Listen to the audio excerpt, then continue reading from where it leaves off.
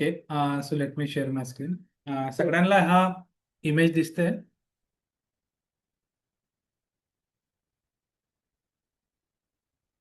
Yes, image हो दिसते sir. सगळ्यांना. सो हे आपलं स्ट्रक्चर आहे, structure of Indian stock exchange. म्हणजे हे जे स्टॉक मार्केट आहे ते कसं मॅनेज होते, कसं रेग्युलेट होते. इथे ते दिलेलं आहे. थोडं तुम्ही स्क्रीनशॉट काढू शकता याचा. अदरवाईज मी ग्रुपवरती हे शेअर करेल तुम्हाला इमेज. तर याच्यामध्ये जे फर्स्ट स्टेजला असते ते government of India.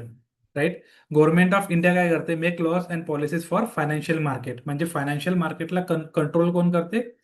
Government of India. त्याच्यासाठी काही लॉज आणि पॉलिसीज क्रिएट केलेल्या आहेत. आणि गव्हर्नमेंट ऑफ इंडिया खाली काय असते? सेबी. सेबी काय असते की हे स्टॉक एक्सचेंजला मॅनेज करते, म्हणजे त्याच्यावर रेग्युलेटरी करते. सेबीचा लॉंग फॉर्म काय? Security and exchange board of India. म्हणजे मार्केट रेग्युलेटरसाठी सेबीने काही रूल्स अँड पॉलिसीज डिफाईन केलेल्या आहेत. म्युच्युअल फंड पण जे आहे ते सेबीच्या अंडरच येते. सेबीच त्याला रेग्युलेट करते. राईट. सो सेबीचा लॉंग फॉर्म काय? Security and exchange board of India. Market रेग्युलेटरसाठी सेबी त्याला रेग्युलेट करते.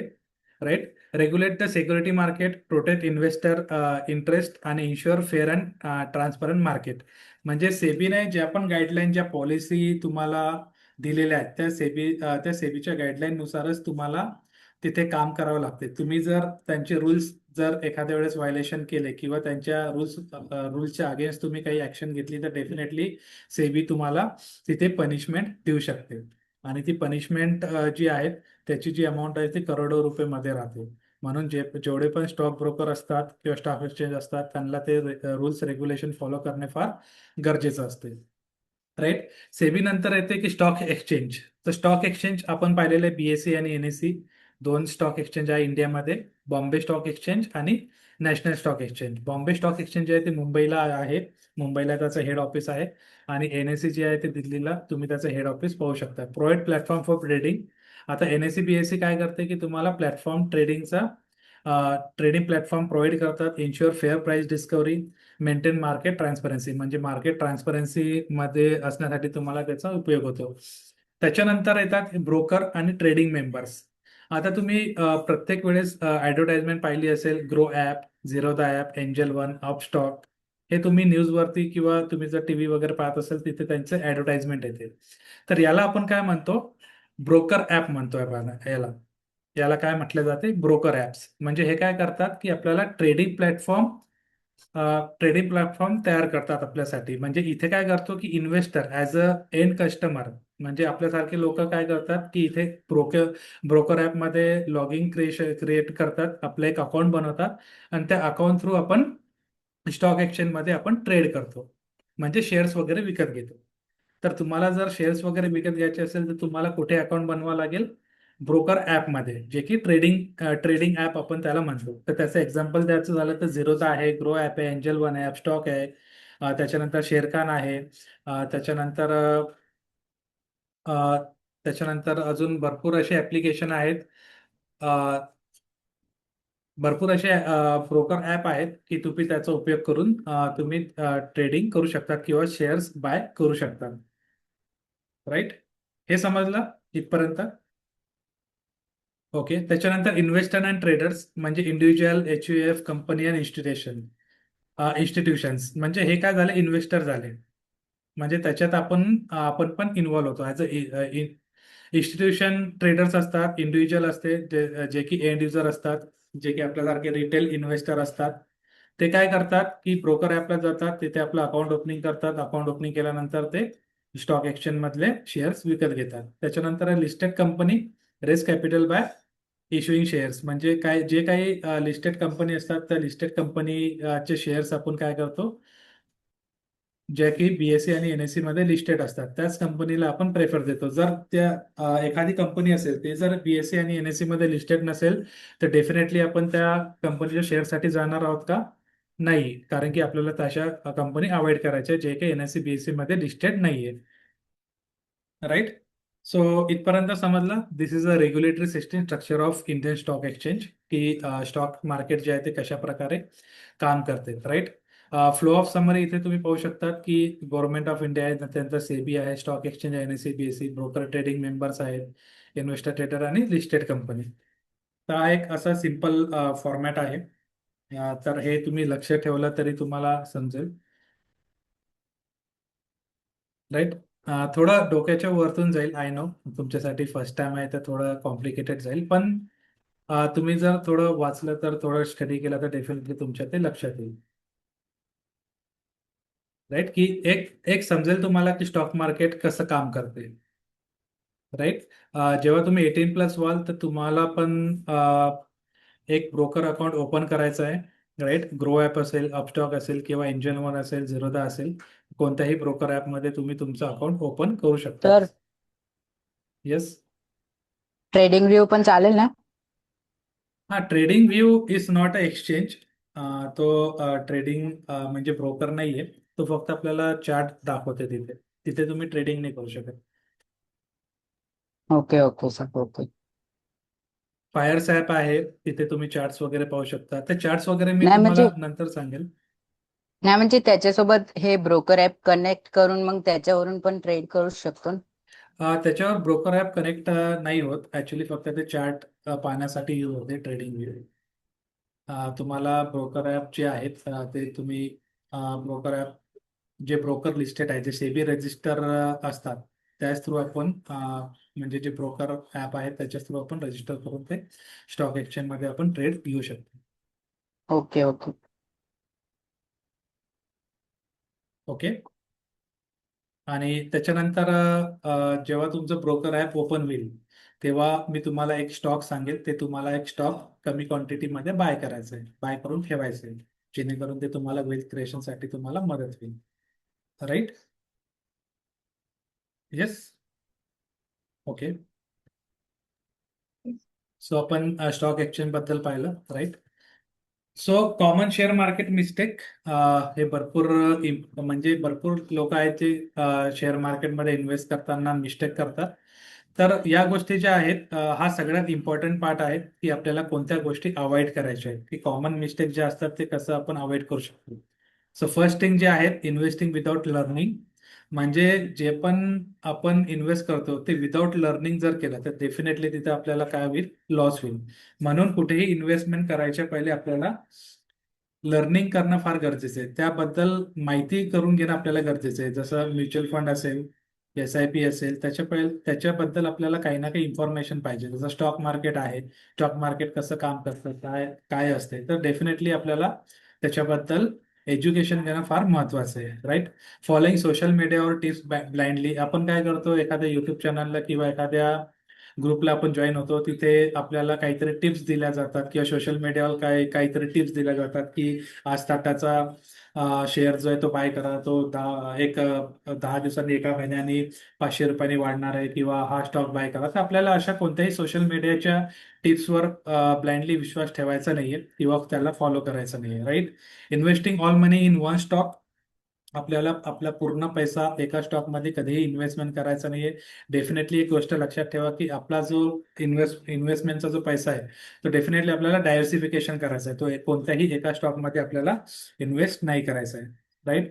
Panic selling during market decline, जेव्हा मार्केटचं पॅनिक सेलिंग येते तेव्हा आपण काय करतो की आपण सेलिंगला स्टार्ट करतो. जसं एखादी न्यूज आली, जसं वॉर सिच्युएशन आहे, तर आपल्याला असं वाटते की वॉर सिच्युएशन मध्ये जे आहेत, आपण एखादी जर स्टॉक बाय केला असेल एखाद्या सेक्टरचा, तर आपल्याला वाटते की वॉर सिच्युएशन मध्ये IT सेक्टरचे स्टॉक खाली येतील, तर आपण काय करतो, पॅनिक सिच्युएशन मध्ये ते सेलिंग करायला सुरुवात करतो. पण तसं आपल्याला करायचं नाही. आणि जेव्हा मार्केट खाली येईल तेव्हा ती गुड अपॉर्च्युनिटी राहते बाय करण्यासाठी, ही गोष्ट लक्षात ठेवावी. कारण की जेव्हा आता कोविडमध्ये तुम्ही जर पाहिलं असेल, कोविडच्या टाइममध्ये जर ज्यांनी ज्यांनी स्टॉक घेतले असतील अराउंड 2020, म्हणजे 2020 मध्ये किंवा 21 मध्ये, तर डेफिनेटली आतापर्यंत ज्यांनी ते स्टॉक होल्ड केले असतील तर त्यांना अराउंड त्याचा भरपूर फायदा झालेला आहे. त्याच्यामध्ये लाखो लोकांनी करोडो रुपये कमवलेले आहेत, कारण की त्यांनी अपॉर्च्युनिटीचा तो फायदा घेतला. राईट. एक्सपेक्टिंग क्विक प्रॉफिट, म्हणजे आपण काय करतो की आज मी इन्व्हेस्ट केलेले आहे तर मला एका महिन्यातच मला 1 लाखाचा फायदा झाला पाहिजे, म्हणजे आपण क्विक प्रॉफिटच्या मागे लागतो. तर ते आपल्याला अवॉइड करायचं आहे, कारण की वेल्थ क्रिएशन जी आहे किंवा वेल्थ जनरेशन जे आहे ते ॲज अ स्लो प्रोसेस आहे, त्याच्यावर आपल्याला एक डिसिप्लिननं काम करावं लागतं. Expecting quick profit. राईट. तर या ज्या कॉमन शेअर मार्केट मिस्टेक आहे ते आपल्याला अवॉइड करायचे आहे. राईट. सो गोल्डन रूल्स काय आहेत before investing? Learn before you invest. आता जे पाहिलं आपण, आपल्याला पहिले शिकायचं आहे की इन्व्हेस्टमेंट स्टॉक मार्केट काय, कशा प्रकारे आपण त्याच्यात इन्व्हेस्ट करू शकतो.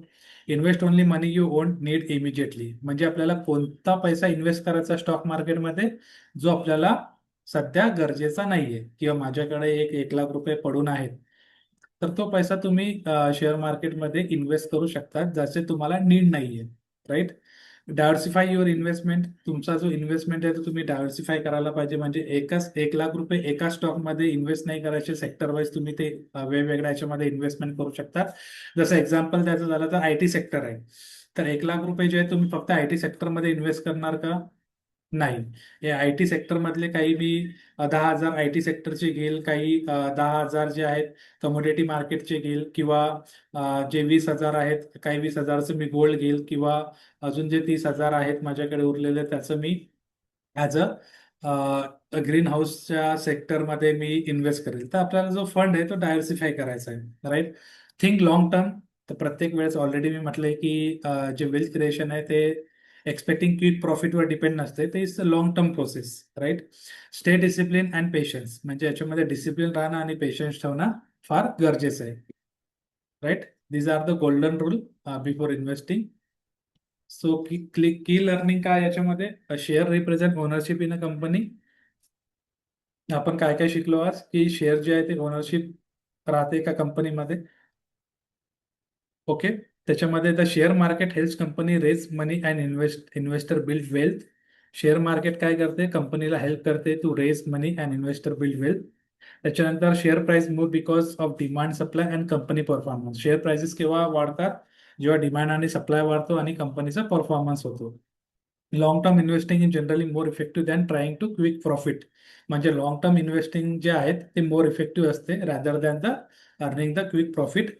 Knowledge, patience and discipline are essential for successful investing. म्हणजे आपल्याला नॉलेज पाहिजे, पेशन्स पाहिजे आणि डिसिप्लिन पाहिजे. These are the essential thing for successful investing.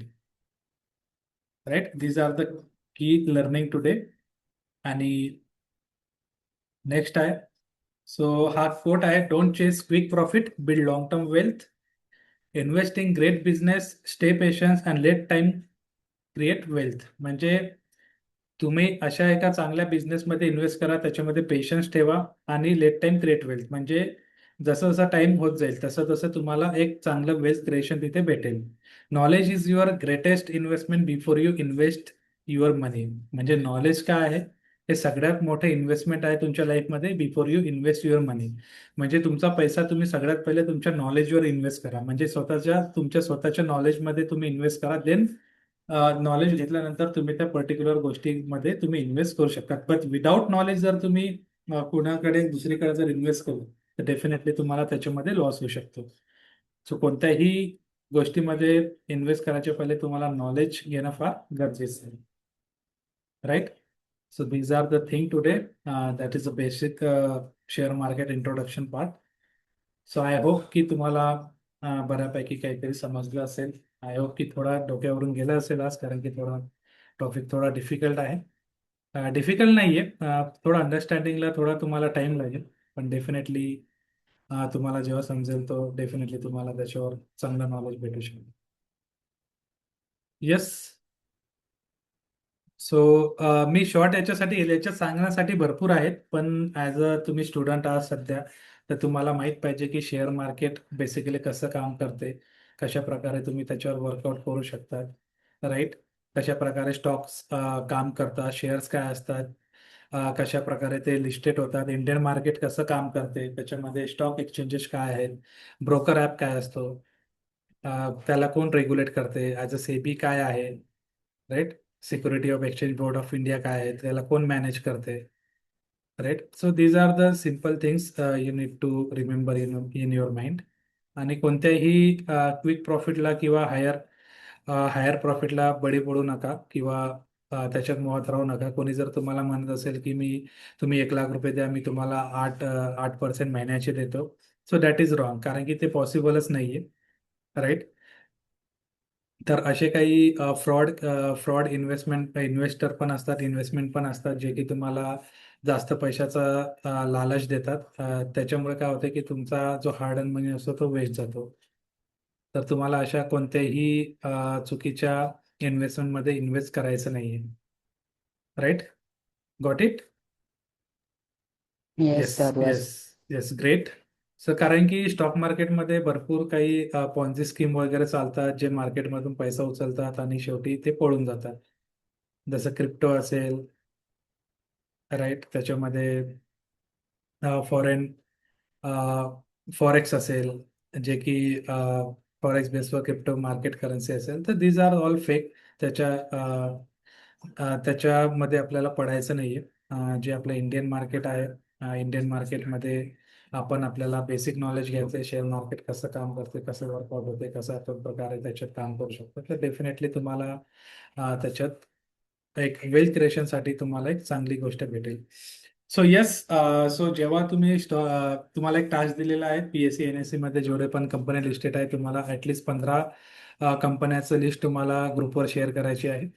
आणि डेफिनेटली तुम्ही जेव्हा शेअर मार्केटचं नॉलेज घ्याल, तेव्हा मी तुम्हाला एक शेअर सांगेल, त्याच्यामध्ये तुम्हाला इन्व्हेस्ट करायचं आहे. जेव्हा तुम्ही 18 वर्षाचे व्हाल, तेव्हा तुम्हाला तुमचं एक ब्रोकर ॲपवरती एक अकाउंट ओपनिंग करायचं आहे. राईट? राईट, एवढं कराल? सध्या कोण आहे इथे 18+? Yes, yes, yes. कोणाचं वय 18+ आहे सध्या? ओके, नंदिनी आहे. मृणालीचं नाही बहुतेक.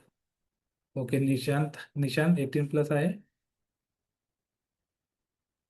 हो सर, माझं पण एटीन सर प्लस 17 आहे, नेक्स्ट मंथ ओके, 18. ओके, 18 आहे. ओके, सो डेफिनेटली तुम्हाला ब्रोकर अकाउंट ओपन करायचं आहे. राईट? तुम्ही ग्रो वरती करू शकतात, एंजल वन वरती करू शकतात. So first start with the grow. Grow ॲपमध्ये तुम्ही करू शकता. राईट? तिथे तुम्ही तुमचं ब्रोकर अकाउंट ओपन करा आणि पहा तिथे काय काय गोष्टी काय लिस्टेड आहे. सो फर्स्ट तुम्हाला BSN NSE मधले जे कंपनी लिस्टेड आहे त्याची लिस्ट मला पाठवायची आहे. सो यस, सो नेक्स्ट आपण जाऊ की पिगी बँक मध्ये आपली किती अमाऊंट जमा झालेली आहे. सो कोणी सांगू शकेल? Yes, piggy bank amount calculate केली आहे कोणी?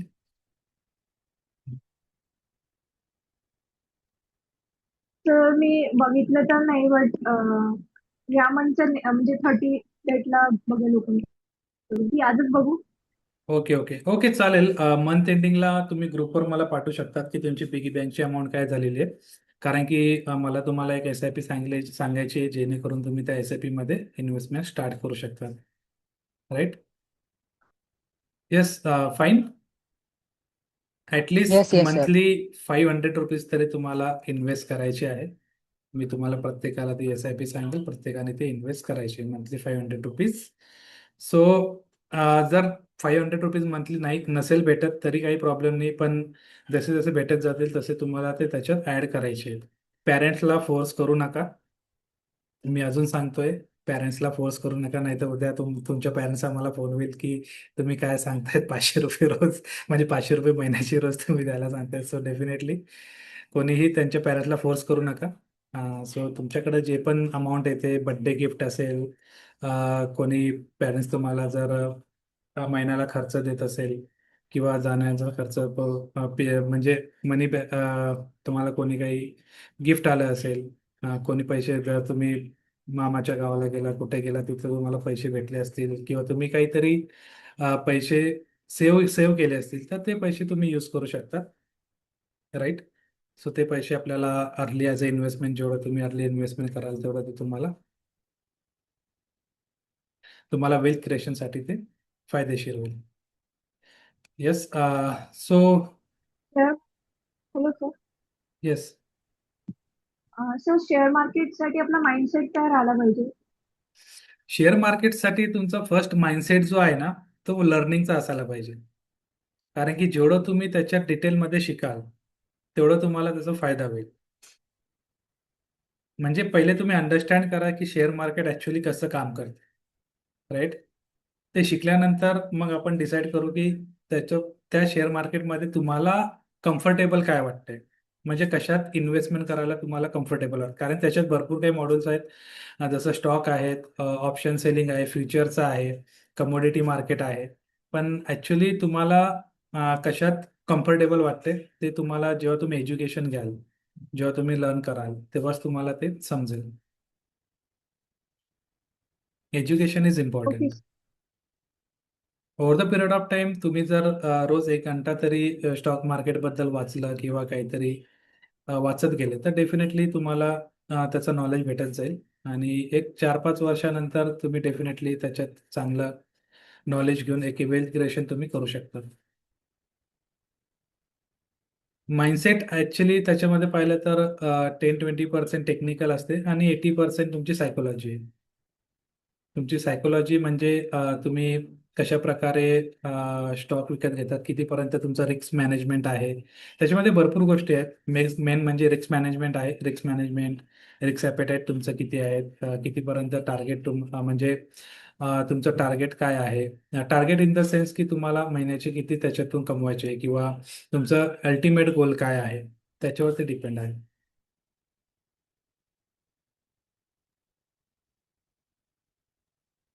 येस, अजून कोणाला काही बोलायचं आहे?